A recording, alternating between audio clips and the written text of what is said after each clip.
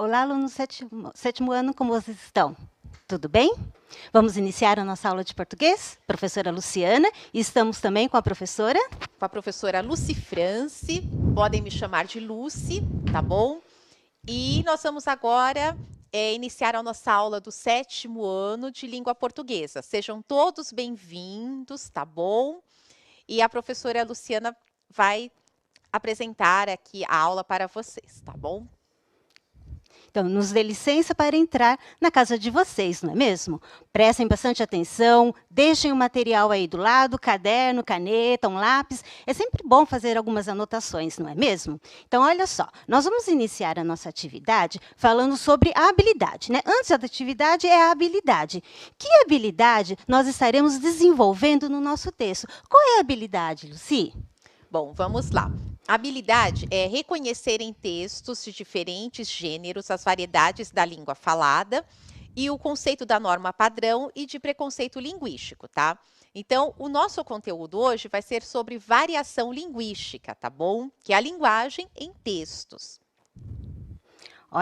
Olha só que interessante, né? Muitos alunos falam, eu vou trabalhar habilidade. Mas, o que vem a ser habilidade? O que é isso? Então, olha só. De repente, a Maria chega até mim e fala assim, eu não consegui entender a sua aula de língua portuguesa. Estava muito difícil. Daí, por outro lado, vem o Arthur e fala, entendi perfeitamente a sua aula. Daí nós paramos para pensar, poxa, será que a Maria é menos inteligente que o Arthur? Não, em hipótese alguma. O que aconteceu? É porque na minha aula foi trabalhada a habilidade. Então, de repente, quando trabalhamos a habilidade, um aluno tem mais habilidade do que o outro. E é isso que acontece com os alunos e quando nós estamos dando as aulas. E alguns ficam super preocupados. Eu não consigo entender. Não é nada disso. São as habilidades que nós estamos trabalhando com vocês que vai facilitar o trabalho. Tá ok? Então, não se preocupem quando falamos de habilidade. Por quê? É um trabalho, é claro, bem lento, que com certeza todos vocês irão entender bem, certo? Então, olha só. Começando a nossa aula sobre variação linguística. Nossa, complicado, né, pessoal? Variação linguística, o que vem a ser isso? Bom, então vamos pensar pela palavra variação e a palavra linguística.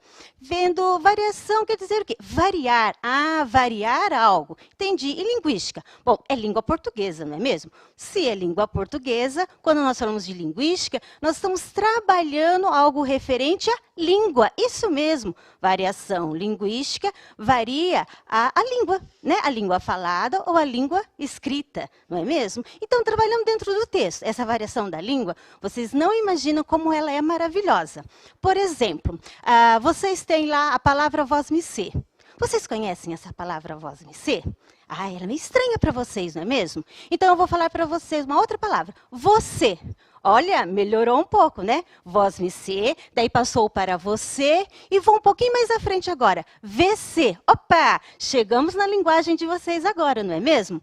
VC, professor, é super simples. Então, nós estamos falando de uma variação linguística. Ela é chamada de variação histórica. Por que histórica? Porque ela iniciou lá com vós-me-ser, passou para você e agora veio em VC. Mas cuidado, não é para vocês escreverem uma redação e colocar VC na redação, certo? Tem um momento correto de utilizar o VC, que é aquelas comunicações que vocês fazem através das mensagens, né, no Zap e tudo mais, tá ok? Então, a primeira variação linguística que nós vimos foi essa, variação histórica, quando falamos de vós-me-ser, VC, você e VC, ok?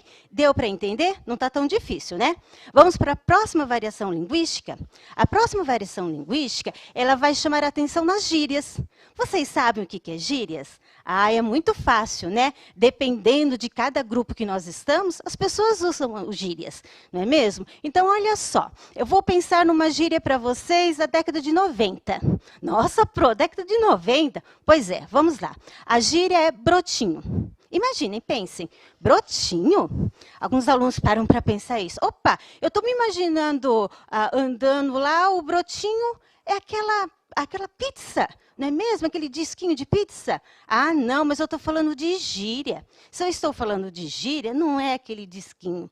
Por exemplo, o rapaz chega assim e fala, nossa, aquela garota é um brotinho. Opa, eu tô vendo uma menina andando com um brotinho de pizza, um disco de pizza. Não é isso, é uma gíria. Então, quer dizer que o brotinho quer dizer uma menina engraçada, uma menina bonitinha, que chama a minha atenção. Esse é o brotinho, certo? Ou então, fala assim, também da década de 90, fala assim, ai, aquela conversa foi o maior bafafá. Bafafá? O que vem a ser isso? Bafafá é uma confusão. Né? Falaram tanto que acabou dando em confusão. Então, bafafá é uma confusão, é uma gíria. Agora, uma gíria mais próxima a vocês, que eu ouvi muito na minha sala de aula. Confesso que não gostei muito dessa gíria, né? É assim, ranço. Ah, vocês conhecem essa gíria, não conhece? Ranço. As pessoas falam assim, eu tenho ranço daquela garota. Ranço? E eu fiquei pensando, puxa vida, é estranho, né? Ranço daquela garota, e fui procurar, perguntar, né, para as alunas, mas o que quer dizer isso? Por que você está falando ranço? Tem ranço daquela garota? Daí a menina falou assim, eu não gosto dela, eu desprezo. Falei, nossa, que sentimento horrível, mas é uma gíria, e a gíria que agora vocês estão usando muito. Espero que vocês não estejam usando tanto assim, né, porque afinal não é uma coisa positiva, mas acontece, é a gíria usual de alguns jovens agora. Palavra ranço, mas vamos deixar essa palavra de lado, não é mesmo? Agora vamos para mais uma. Jargão. Vocês sabem o que é isso? Estranho, né? Jargão, professora. Pois é, eu vou falar para vocês que jargão também é uma gíria. Opa, mas não fica mais fácil falar tudo que é gíria? Dá outro nome de jargão? Pois é, mas é que todas as gírias, né, nem sempre elas vão pelo mesmo caminho. Quando eu falo jargão, eu falo de uma gíria de um grupo de profissionais. Né? Não é para qualquer grupo de pessoas, são profissionais. Por exemplo, quando nós falamos dos médicos, né, qual é o jargão que eles usam muito? AVC. Né? Então, olha só, aquela pessoa teve um AVC.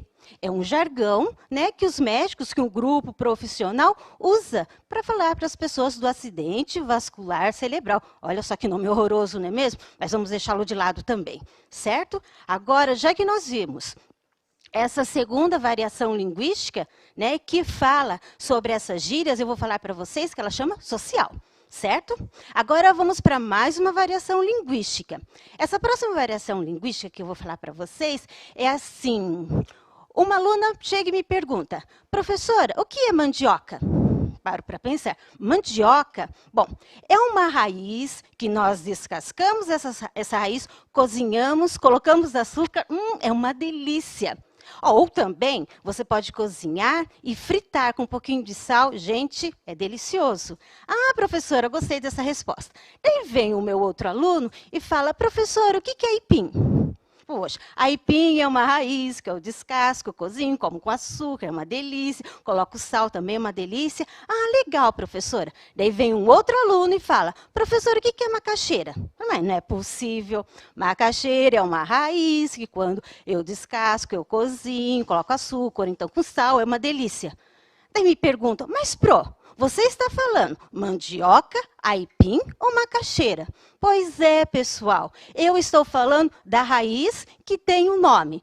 Mandioca, aipim e macaxeira. Só que depende da região em que eu estou, essa raiz tem um nome diferenciado. Então, quer dizer que eu estou na variação linguística o quê? Regional. Depende de cada região, o mesmo produto, a mesma coisa tem nomes diferentes, certo? Por isso que falo variação linguística. Então, não existe o certo ou o errado, né, quando nós estamos falando. Depende do local e do momento em que nós estamos para saber sobre isso, certo?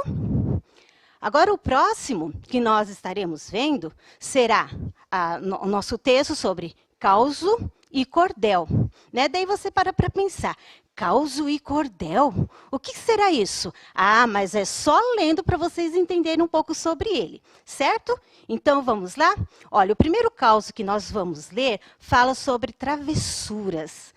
Travessuras, eu vou pensar. Bom, causo é uma palavra meio estranha para mim, não é? Bom, então quer dizer que é uma história meio antiga. Bom, será que é uma história antiga? Mas será uma história diferente.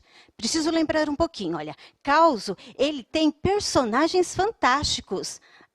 Você já começa a imaginar personagens fantásticos. E vou falar para vocês também que esse causo vai ter um personagem fantástico que ele adora aprontar. Já pensaram? Vamos pensar um pouquinho lá no folclore. Quais são os personagens do folclore que nós temos? Ah, professora, nós temos a mula sem cabeça, nós temos o Saci Pererê, nós temos o Boitatá. Pois é. E desses personagens que nós temos, qual deles adora aprontar travessuras?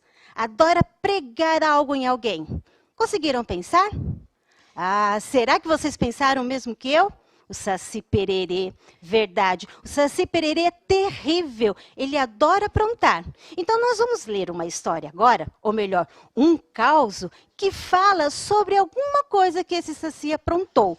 Vamos lá ver esse causo? Colocaram o causo? Ah lá. O caboclo Luiz, alto, esguio, era cheio de simpatias. Não havia ninguém na cidade que não gostasse dele. Era boa gente e muito gamado pela sua morena Landinha. Então, lá estava o caboclo apaixonado em encontrar o seu bem-querer.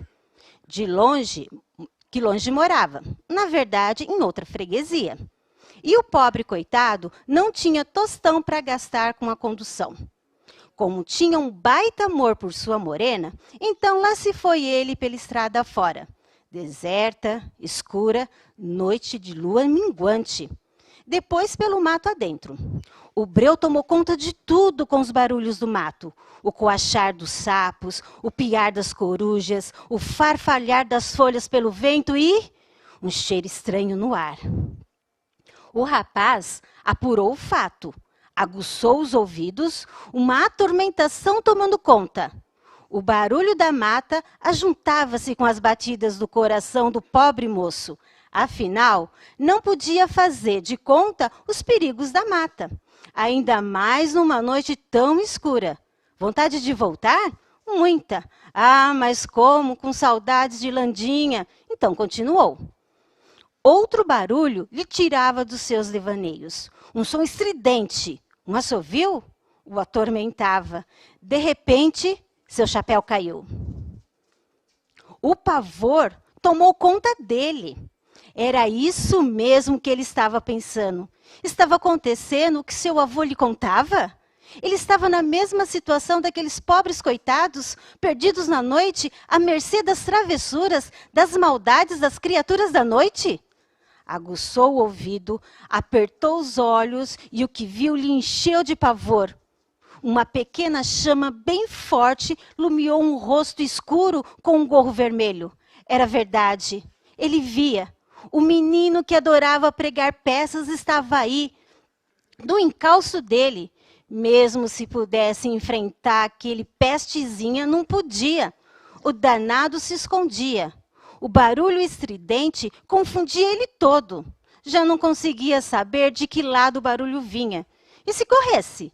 Para onde? De que lado? O suor lhe escorria pelo corpo.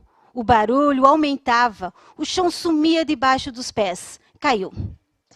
Abriu os olhos. Uma luz intensa ofuscava sua visão. Onde estava? Esfregou os olhos para enxergar melhor. O sol lumiava tudo. A razão foi voltando.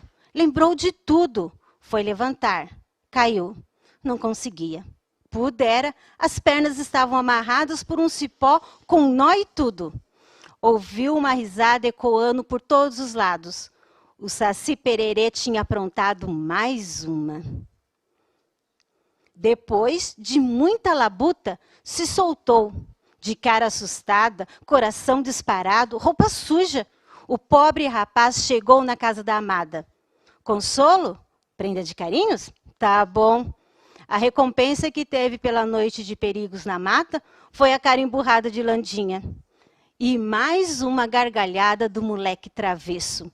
Bom, esse texto, né, ele é original, foi adaptado por Maria Lúcia David. Então, olha só, pessoal. Esse caos, o que vocês acharam? Ah, teve um ser ali fantástico. Qual é o ser fantástico desse caos? Ah, foi o Saci Pererê. Isso, por isso mesmo que ele fala que é um causo.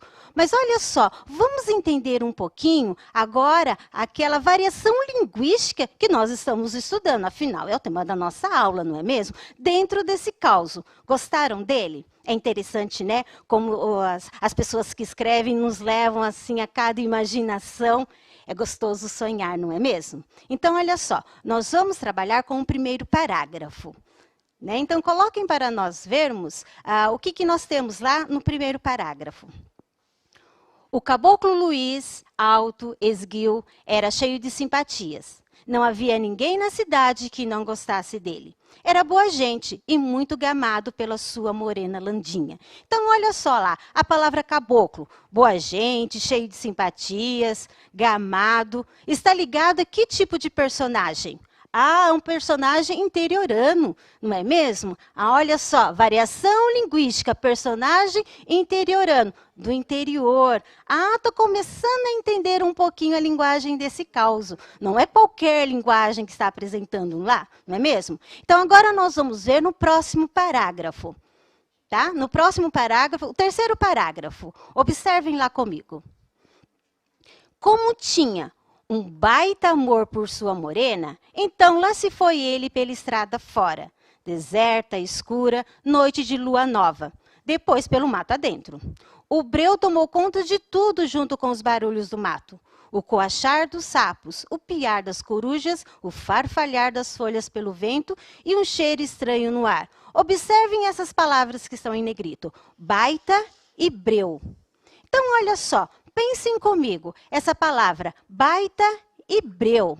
Nossa, eu não conheço muito bem essa palavra. Ah, sabe por que não? Porque essa palavra é a origem lá do interior, não é mesmo? As pessoas que conversam entre si, eles utilizam esse tipo de palavra, não é mesmo, Lucy? E é uma linguagem regionalista, né? Por exemplo, quem mora na cidade grande não ouve falar do caboclo, não é mesmo?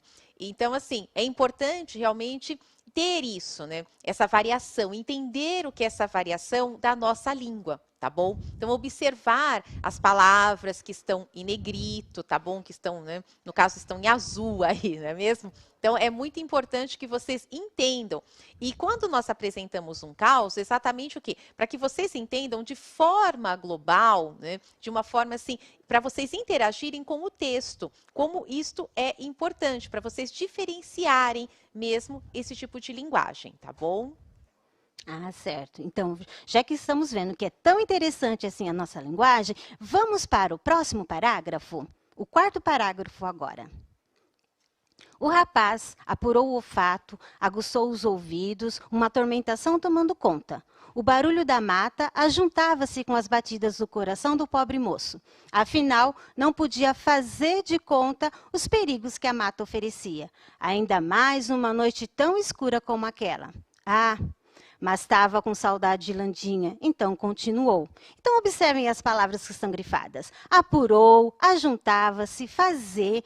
Vocês podem observar nessa linguagem, principalmente quando vocês veem ajuntava-se, é uma linguagem mais simples, não é mesmo? É. Então, nós voltamos para aquela linguagem interiorana, não é mesmo, Exatamente. Lucy? Ela não está no padrão, na norma padrão, certo? É uma linguagem o quê? Mais coloquial, é uma linguagem informal, e uma linguagem regionalista mesmo, bem interiorana. Então, mas, professora, mas é permitido escrever desta forma? Sim, em um causo isto é permitido, assim como no cordel, tá bom? É a mesma coisa das histórias em quadrinhos, certo? Vocês já viram alguns personagens, certo? Caipiras nas histórias em quadrinhos, que eles trazem exatamente isso também, esse tipo de linguagem, certo? Então, assim, em um conto isso é permitido, tá bom? Então, é importante, assim, eu vou escrever um conto regionalista, eu vou utilizar o que? Uma linguagem regionalista, tá bom? Eu vou sair daquela linguagem, daquela norma padrão, tá bom? Eu vou entrar exatamente nessa linguagem regionalista, nessa variação. São as nossas variações mesmo, a nossa língua. Como vocês podem ver, a nossa língua portuguesa é bastante rica, não é mesmo, gente? Fala nisso, antes de ontem nós comemoramos o Dia da Língua Portuguesa, não é mesmo? Isso mesmo. Então, é uma língua muito rica, gente, muito mesmo. Vamos lá. Então, agora vamos para o próximo parágrafo. 11º parágrafo, vamos lá? Depois de muita labuta, se soltou. De cara assustada, coração disparado, roupa suja, o pobre rapaz chegou na casa da amada. Consolo, prenda de carinhos? Tá bom. Olha novamente a linguagem aí, né? A palavra labuta e tá bom. Que proximidade, né? Falando tá bom, não é mesmo, Lucy? E quando falou de labuta também? Exatamente. É uma forma também de deixar o leitor mais próximo. Então, o caos ele tem essa característica, deixar o leitor, aproximar o leitor do autor, não é mesmo? Então, isso é muito importante. Que imagine, né, o autor escrevendo este caos, aquela linguagem formal. Vocês não acham que perderia a graça? O que você acha, professora? Com certeza, não é mesmo? Então não daria aquela interação, deixaria de ser um caos se colocasse, né, dentro da norma padrão, colocasse aquela linguagem formal, né? O fazer é fazer. Então seria, né, realmente assim, perderia todo o sentido do caos, não é mesmo? Então é a proximidade que nós temos que ter com o leitor. Então o autor ele sempre tem que buscar uma proximidade. Por exemplo, eu vou escrever para adolescente. Aí eu vou usar toda aquela linguagem assim, eu escrevo um livro para adolescente. Aí eu vou usar assim toda aquela linguagem formal. Não, uma linguagem técnica, por exemplo. Não, eu não posso fazer isso, porque eu preciso o quê? De uma proximidade. Então eu tenho que dirigir exatamente ao público-alvo, aquela pessoa que eu quero que leia, que vai realmente interagir, que vai gostar daquilo, que vai se interessar. Né? Então o caos ele também tem este teor, não é mesmo? Isso mesmo. E é muito interessante ler dessa forma também, não é verdade? Então, olha só, como a professora acabou de colocar para nós, observem agora mais esse slide que fala de algumas palavrinhas que a Pro colocou. Então, vocês têm um exemplo. Bem-querer, pra, tava, enfrentar, confundia eles. Olha só, a Pro acabou de falar sobre essa linguagem para vocês. Muita proximidade, não é mesmo? Então, essa variação linguística é uma variação de estilo. O que é a variação de estilo? É quando nós falamos da norma, né? Quando nós temos lá a linguagem formal, informal, a linguagem culta. É importante nós sabermos que em cada momento nós utilizamos um tipo de linguagem. Então, quando nós usamos essa linguagem, esses exemplos que vocês acabaram de ver, as pessoas vão parar para pensar, será que estava errado? Será que estava? Ou não? Então, vocês têm duas questões aí agora. A primeira pergunta é, esses termos fazem parte do nosso cotidiano de fala? Quais termos, professora? Bem-querer, pra, tava, enfrentar, confundia ele. Então, pensem bem, esses termos fazem parte do nosso cotidiano? E uma segunda questão, ao utilizar esses termos, podemos ser acusados de não saber falar direito? Opa, é para pensar um pouquinho, não é mesmo? Isso. Nós vamos dar aí uns 2 minutinhos, tá bom? Para vocês responderem no chat. Depois nós vamos compartilhar, tá bom? Podem responder também no caderno, tá? Quem estiver aí com o caderninho aberto, que estiver assistindo a aula pelo YouTube ou pela TV, utiliza o caderno, tá bom? Que depois vocês vão mostrar para os professores de vocês.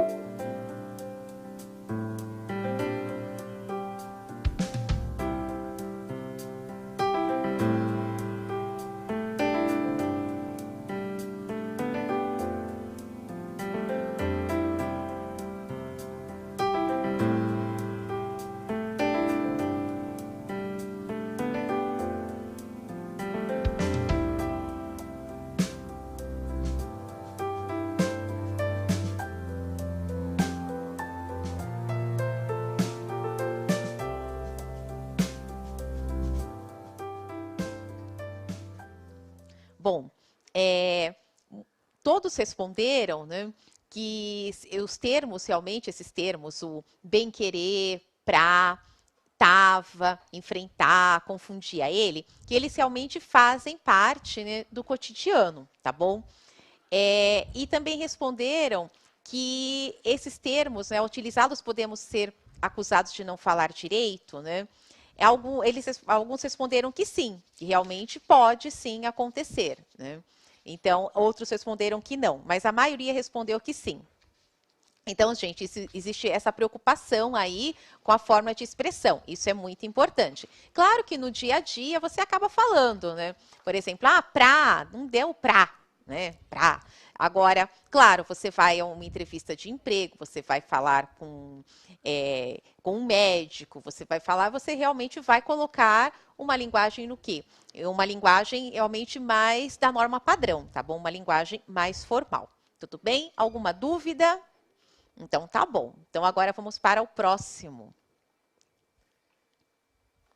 Importante colocar também que isso é chamado de um preconceito linguístico, viu? Então, não existe o errado. Existe, é claro, o contexto em que tudo aquilo está inserido. Muito cuidado com isso, certo? Agora, nós vamos para o próximo ponto da nossa aula, literatura de cordel. Olha só que maravilha, estão vendo essa imagem maravilhosa? Então, o que vocês podem observar na primeira imagem? Vocês têm aí, aparentemente, um varal, não é mesmo? Com alguns folhetos pendurados. Aparentemente, nesses folhetos tem alguns desenhos, mas vocês estão vendo que parece uma coisa um pouquinho rústica, não é mesmo? Uma coisa bem simples. E olhando aqui ao lado dessa imagem, vocês podem observar dois rapazes sentados num banquinho, né? Parece ser um banquinho de madeira. Observem bem esses rapazes. Olha o chapéu que eles estão usando. Ah, ele tem um instrumento musical também nas mãos. Olha, tá super interessante isso. Olha um pouquinho mais atrás, tem uma casinha. Ah, eles estão num lugar bem aberto também, né? Olha só o primeiro rapaz, ele está de óculos escuro. Interessante. Em que momento será que nós usamos óculos escuro? Ah, então as imagens, elas dizem muito para nós, não é mesmo? E observando o que essa imagem está dizendo, nós vamos falar sobre a literatura de cordel. Então, para vocês entenderem um pouquinho, né, sobre a literatura de cordel, bom, vocês sabem, elas aparecem ali nos folhetos. Na realidade, a literatura de cordel veio para nós lá de Portugal, há muito e muito tempo, né? Ela veio de Portugal e se instalou mais ou menos ali no Nordeste. E lá eles começaram a trabalhar a literatura de cordel, que eu falo para vocês que é um texto narrativo poético. Olha só que interessante, né? Todo mundo fala, um texto narrativo é um texto em prosa, que divide em parágrafos. A literatura de cordel não, é um texto narrativo, porém é narrativo poético, ou seja, ele é apresentado em versos, versos e estrofes. Como ele é um texto poético, né, que é apresentado em versos e estrofes, normalmente são 7, 8 ou 10 versos em cada estrofe. E essa história, ele vem sempre nos mostrar um pouquinho sobre o cotidiano das pessoas. Porque pensa bem, há muito tempo, quando foi iniciada a literatura de cordel, quando as pessoas começaram a conhecer um pouquinho a literatura de cordel, os cordelistas tinham que escrever e chamar a atenção, é claro, das pessoas para poder vender as suas obras. Então, como ele fazia para isso? Ah, ele pensava, vamos falar coisas do nosso dia a dia, do nosso cotidiano. Isso chama a atenção das pessoas, mas não esquecendo, através das rimas, dando sonoridade a esse texto, que o deixa bastante interessante. Outra coisa interessante também, que vem na nossa literatura de cordel, é quando nós falamos um pouquinho sobre o folclore. Eles adoram colocar um pouco do folclore na literatura de cordel. Mas nada como jogar uma pimentinha para as pessoas pararem para pensar um pouquinho. Eles falam sobre política também. Ah, a literatura de cordel trabalha política, mas sempre trabalhando aquela pimentinha, aquele sarcasmo. Nós temos muito disso também. E que é interessante, né, que os cordelistas, quando eles escrevem essas literaturas para nos chamar a atenção, eles sempre têm esse foco, a musicalidade. Super interessante a musicalidade da literatura de cordel. Olha, eu fiquei assim meio abismada porque falta pouquíssimo tempo. Então eu preciso ler agora a literatura de cordel para vocês. Vamos à leitura do nosso texto? Em busca da chuva. Venho lá do sertão, onde existe fome seca. O gado passa apertado e o povo enxaqueca. Onde existe fome seca, ninguém quer viver. Os bois pedem água para poder sobreviver. O povo não quer morrer, procuram outro lugar para viver. Buscam sobreviver onde tem água para beber. Eita, povo valente, saudoso, sofrido e guerreiro, sempre crente do divino e nas promessas das gentes. Então, esse texto foi extraído, né, esse poema foi extraído do caderno, do caderno, tá? Do caderno isso, do aluno, tá bom? dos Do alunos. nosso currículo paulista, tá bom, gente? Então, assim, este texto foi retirado de lá. Vocês têm o caderno do aluno, tá bom? Volume 1. Então, olha só, agora vocês ouviram a literatura de cordel, não é mesmo? Então, ela vai nos remeter ao quê? Ah, estou falando lá no centro da cidade de São Paulo? Não, eu estou falando do quê? Do Nordeste, não é mesmo? Eu estou falando do gado, eu estou falando da seca, está precisando de chuva. Uma variação linguística aí novamente, falando sobre a região, não é mesmo? Dentro da nossa literatura de cordel. Agora vocês têm, de novo, mais uma questão para estar respondendo para nós. Olhem bem. O poema que nós acabamos de ver, Em Busca da Chuva, o que ele tem em comum com o caos das novas travessuras? Pensem um pouquinho, 2 minutinhos, tá? Para vocês anotarem aí para nós. O que o poema Em Busca da Chuva tem em comum com o caos, as novas travessuras?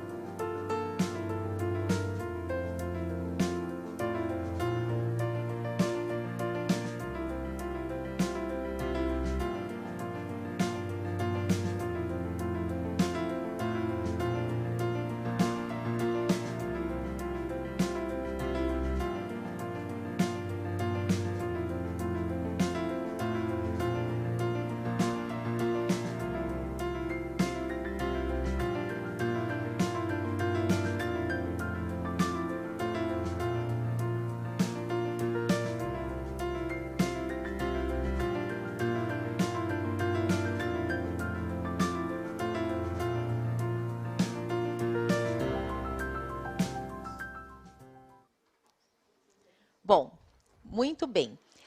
A maioria respondeu que eles têm em comum as rimas. Gente, o poema, o cordel, realmente ele tem rima, certo? Mas e o causo? Ele tem as rimas, tá bom? Então, é isso que vocês têm que pensar, tá? A maioria colocou rima, mas porque pensou apenas no poema, vocês deveriam ter pensado no caos. Então, prestem atenção à pergunta. Olha só, o que eles têm em comum? Os que responderam, a linguagem realmente tem, existe a linguagem. Outros responderam que é uma linguagem do interior. Então, gente, isso assim, vocês interagiram. Mas assim, quem respondeu rima só pensou no poema, e não era este o caso, tá bom? Também falaram das gírias, na verdade não são gírias, né? É uma linguagem regionalista, como nós já falamos para vocês, tá bom? Uma linguagem o quê? Típica do interior. E o cordel é uma linguagem também mais nordestina, certo? Mais utilizada, né, professora?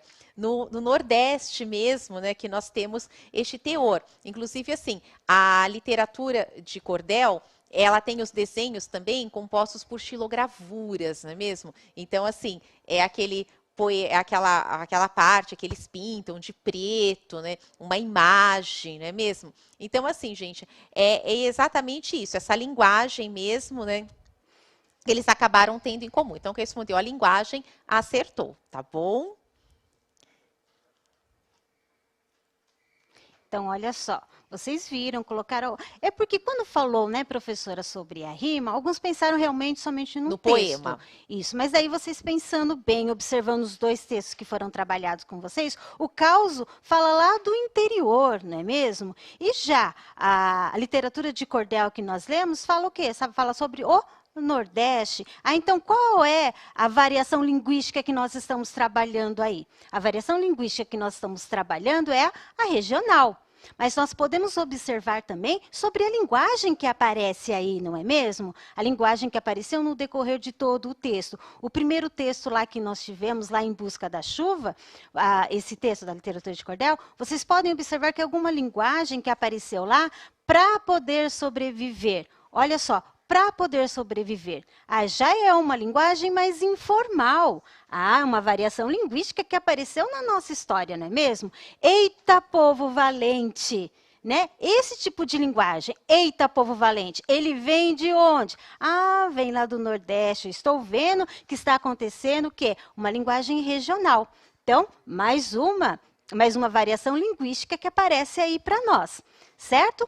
Agora, para nós estarmos fechando um pouquinho tudo isso que nós vimos sobre os textos. Foram trabalhados 2 textos. São um causo e uma literatura de cordel.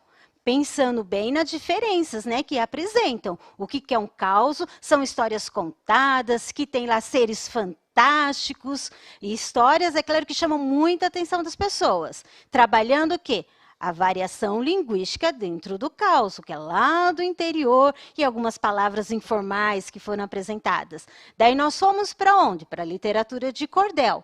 Na literatura de cordel, o que foi chamado a atenção para nós? Lá a região do Nordeste, a falta de chuva, como as pessoas sofrem lá, não é mesmo? Trabalhou também a variação linguística. Super interessante, né? Como é bom trabalhar esse tipo de texto com as pessoas e chamar a atenção.